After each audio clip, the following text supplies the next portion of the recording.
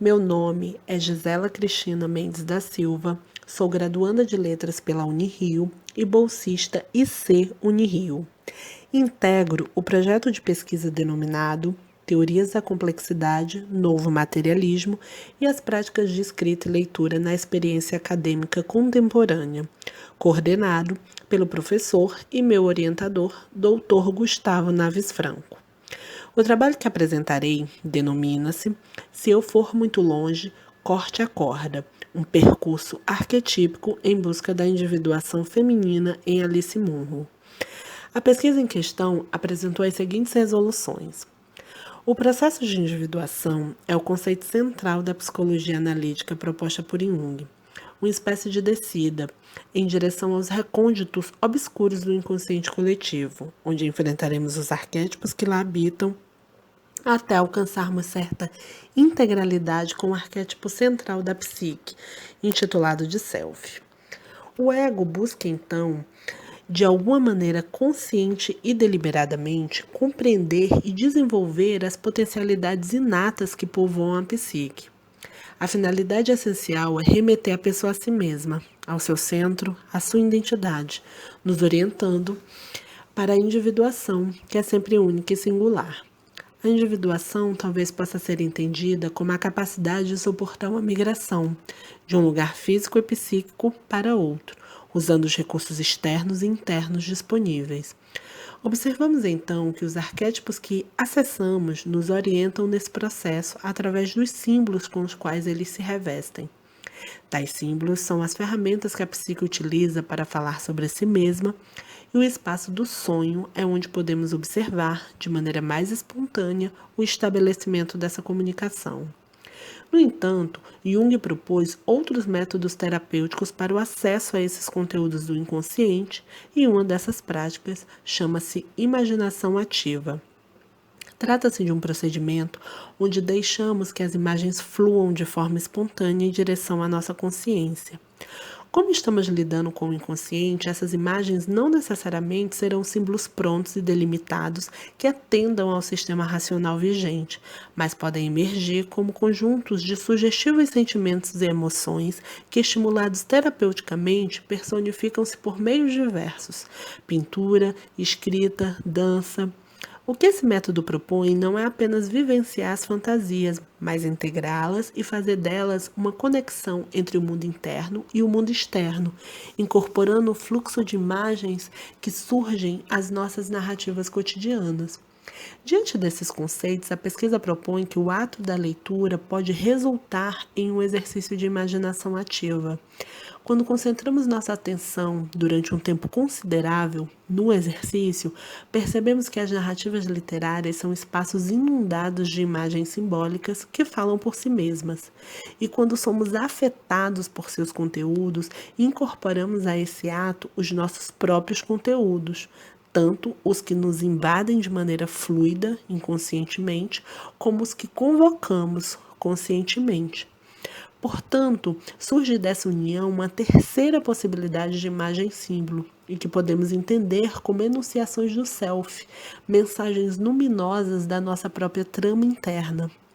Considerando, pois, o ato da leitura como um exercício de imaginação ativa, selecionamos a produção literária da escritora canadense Alice Munro como uma fonte de incontáveis imagens arquetípicas que indicam a aproximação entre essas duas instâncias, ego consciente e psique inconsciente. Elegemos ainda as que dizem respeito à construção da individuação feminina e que testemunhamos agudamente corporificados nos contos de Munro. À vista das possibilidades de arquétipos disponíveis, selecionamos o intitulado de A Grande Mãe, um dos arquétipos centrais da psicologia analítica, e que entendemos conversar com a proposta de trabalho exposta. O mencionado arquétipo tem entre os conteúdos que o preenchem o símbolo da lua. Este, por sua vez, desdobra-se em diversas imagens arquetípicas que dilatam as perspectivas meramente representacionais ou puramente visuais contidas no símbolo. É nessa chave entre o predeterminado e o que ultrapassa que a imagem arquetípica lunar desemboca no mar de significantes primordiais relacionados ao materno feminino e que transbordam nos contos de Alice Munro.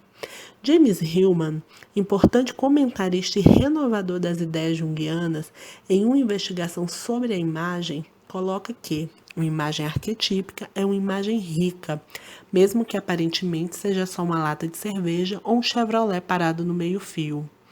Desmantelar a ideia de imagem arquetípica simbólica é primordial para que escutemos o que de insondável existe e nos espreita, vindo a comunicar-se com a nossa alma através de imagens aparentemente ordinárias. Uma imagem arquetípica não é propriamente a coisa vista, mas é também a perspectiva inconsciente nas imagens do mundo. A memória, a casa, os ciclos, a profusão das mudanças, a construção de laços humanos, os inevitáveis acidentes do destino, são amplificações da imagem arquetípica que o símbolo lunar oferece. Tomamos como base para o trabalho em questão as imagens contidas na coletânea intitulada As Luas de Júpiter.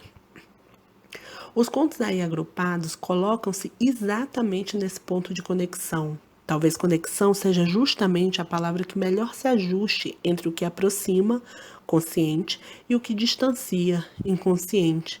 As lunáticas mulheres presentes nessa coletânea movem-se nos espaços universais da vida cotidiana, em um tipo de enredo que poderia se estender a qualquer um de nós, ressaltando as descobertas de uma construção identitária individual, bem como incorporando e solidificando uma subjetividade feminina que ressalta a fluidez do espaço narrativo.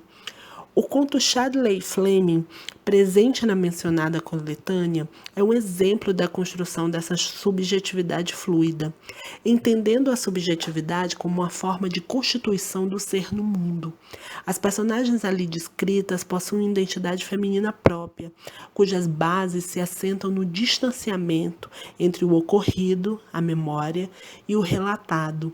Assim, o exercício de retorno ao passado que o conto sugere age como uma ferramenta de autoconhecimento e de descoberta, tanto para nós leitores como para as personagens, uma espiral confessional, oblíqua e ambígua, no limiar da experiência palpável e do enigmático. Como propomos a leitura como um exercício terapêutico de imaginação ativa, filtramos a seguinte passagem do conto.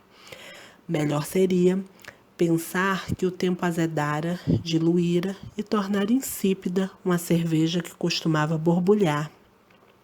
Observamos a sugestão de um presente em desalinho, não por intermédio da literalização imagética, mas pelas implicações que afloram dos seus conteúdos ocultos.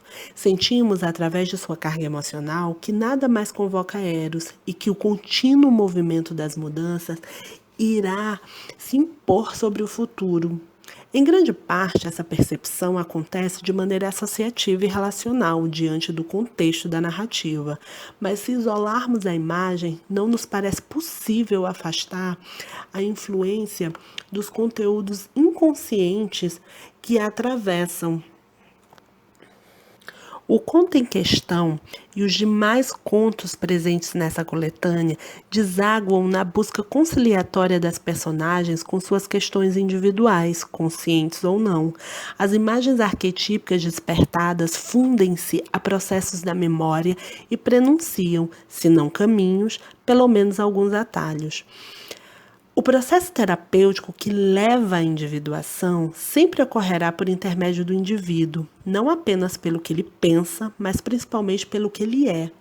Em sintonia com esse conhecimento, podemos identificar os pressupostos que auxiliem o nosso encontro com nós mesmos, diante de narrativas que nos estimulem. Quais imagens arquetípicas resultam do nosso encontro com essas narrativas? Que enunciações sobre si mesma a psique emite ao nosso ego consciente após esse encontro? A individuação não é um estado, mas um processo que vai se aprofundando. Todas as imagens que povoam o mundo nos auxiliam nesse processo. Talvez a individuação seja, antes de mais nada, assumir nossa própria condição humana tal qual se apresenta e vivê-la com todas as suas implicações e riquezas. Agradeço ao Unirio pela oportunidade.